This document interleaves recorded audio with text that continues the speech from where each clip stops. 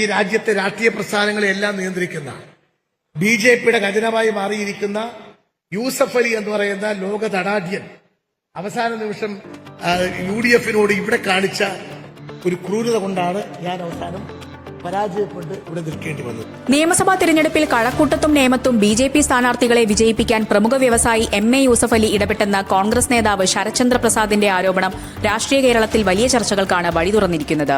ഏത് തെളിവിന്റെ അടിസ്ഥാനത്തിലാണ് ശരത്ചന്ദ്ര പ്രസാദ് ഇത്തരമൊരു ഗുരുതരമായ ആരോപണം ഉന്നയിച്ചതെന്ന് വ്യക്തമല്ലെങ്കിലും വൻ തോക്കുകൾക്കെതിരെ വിരൽ ചൂണ്ടാൻ അദ്ദേഹം കാണിച്ച അസാധാരണ ധൈര്യം രാഷ്ട്രീയ വൃത്തങ്ങളെ പോലും അമ്പരപ്പിച്ചിരിക്കുകയാണ്. തിരഞ്ഞെടുപ്പിന്റെ അവസാന നിമിഷം യൂസഫ് അലി UDF-നോട് കാണിച്ച ക്രൂരതയാണ് കഴക്കൂട്ടത്ത് തന്റെ പരാജയത്തിന് കാരണമായതെന്നാണ് ശരത്ചന്ദ്ര പ്രസാദിന്റെ ആക്ഷേപം. ന്യൂനപക്ഷ വോട്ടുകൾ ആസൂത്രിതമായി മറിച്ച് LDF-ലെ കടകംപള്ളി സുരേന്ദ്രന്റെ വോട്ട് വിഹിതം കുറയ്ക്കുകയും അതിലൂടെ BJP-യുടെ V മുരളീധരനെ ജയിപ്പിക്കുകയുമായിരുന്നുവെന്ന് അദ്ദേഹം ആരോപിക്കുന്നു. പൊതുവെ രാഷ്ട്രീയ സാംസ്കാരിക മേഖലകളിലെ പ്രമുഖരാരും തന്നെ പരസ്യമായി വിമർശിക്കാൻ മടിക്കുന്ന വ്യക്തിത്വമാണ് MA യൂസഫ് അലി. മുൻപ് PC ജോർജ് മാത്രമാണ് ഇത്തരത്തിൽ യൂസഫ് അലിക്കെതിരെ പരസ്യ വിമർശനവുമായി രംഗത്ത് വന്നിട്ടുള്ളത്. അതും തെളിവില്ലാ വെടിയായി. അതിനുശേഷം യൂസഫ് അലിയെ പോലെ ആഗോളതലത്തിൽ സ്വാധീനമുള്ള ഒരു ശതകോടീശ്വരനെ നേരിട്ട് പ്രതികൂട്ടിൽ നിർത്താൻ മറ്റൊരു നേതാവ് ധൈര്യം കാണിക്കുന്നത് ഇതാദ്യമായാണ്.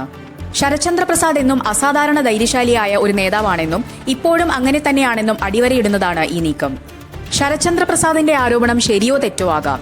എന്നാൽ ഒരു കാര്യം ഉറപ്പാണ്, ഈ ആരോപണങ്ങൾ MA യൂസഫ് അലി അപ്പാടെ തള്ളിക്കളയുമെന്നുറപ്പാണ്. തന്റെ ബിസിനസ് സാമ്രാജ്യത്തിനും വ്യക്തിത്വത്തിനും കളങ്കമുണ്ടാക്കുന്ന ഇത്തരം പ്രസ്താവനകളെ യൂസഫ് അലി അത്ര എളുപ്പം വിട്ടുകളയാൻ സാധ്യതയില്ല. ശരത്ചന്ദ്ര പ്രസാദിനെതിരെ ശതകോടികളുടെ മാനനഷ്ട കേസുമായി യൂസഫ് അലി നിയമവഴി തേടാനുള്ള സാധ്യതകൾ വളരെ കൂടുതലാണ്. ഏതായാലും അതിനപ്പുറത്തേക്ക് യൂസഫ് അലി പ്രതികരിക്കാനും സാധ്യതയില്ല. കോടതി കയറേണ്ടി വന്നാൽ അത്തരമൊരു വമ്പൻ നിയമയുദ്ധത്തെയും സാമ്പത്തിക ബാധ്യതകളെയും അതിജീവിക്കുക എന്നത് ശരത്ചന്ദ്ര പ്രസാദിനെ പോലൊരു നേതാവിന് അത്ര എളുപ്പമാകില്ല. എന്നിട്ടും വരും വരായികകളെ ഭയപ്പെടാതെ ഇത്തരമൊരു തുറന്നുപറച്ചിലിന് അദ്ദേഹം തയ്യാറായത് രാഷ്ട്രീയ കേന്ദ്രങ്ങളിൽ വലിയ അത്ഭുതമാണ് ഉണ്ടാക്കുന്നത്. കോൺഗ്രസിനെ പോലും ഇത് ഞെട്ടിച്ചു. തിരഞ്ഞെടുപ്പിന്റെ അവസാന നിമിഷം യൂസഫ് അലി UDF-നോട് കാണിച്ച ക്രൂരതയാണ് കഴക്കൂട്ടത്ത് തന്റെ പരാജയത്തിന് കാരണമായതെന്നാണ് ശരത്ചന്ദ്ര പ്രസാദിന്റെ വാദം. ന്യൂനപക്ഷ വോട്ടുകൾ ആസൂത്രിതമായി മറിച്ച് LDF-ലെ കടകംപള്ളി സുരേന്ദ്രന്റെ